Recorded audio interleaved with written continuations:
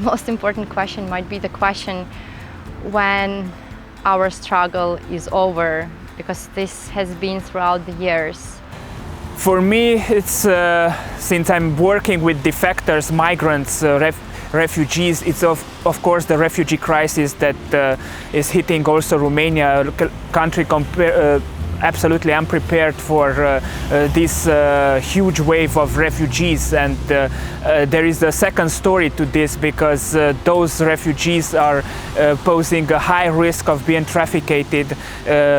After several months they can't survive without finding a job, and the language is a huge barrier in their success in our country. Yes, I think especially the war now creates this question, or brings up this question of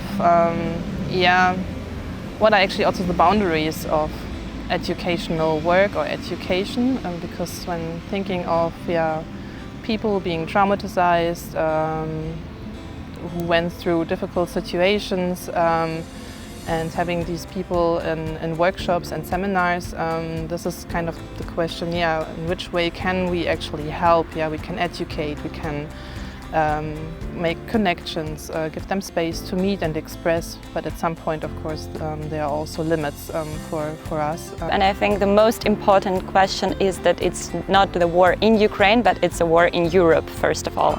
And we have to be aware of that. And this question of awareness that this is not something which is going on in some separate territory, like a local conflict which could be solved by local authorities or by both sides, it's not the case. So I think the question of awareness of the war in Europe is very, very important, and probably the most important one.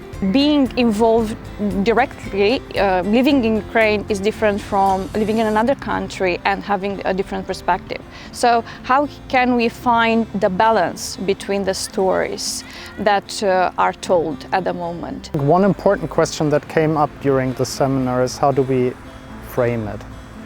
Is it a Russian war against Ukraine, or is it a war in Ukraine, or is it also a war in Europe? And I think it's important that we understand that it is really a war in Europe, and it changes the lives of all Europeans. And I think it's especially important to hear the perspectives of young people from Ukraine and other countries, how they perceive it and what are their expectations to react to it. I think the most interesting or good question would be, how could we learn from the history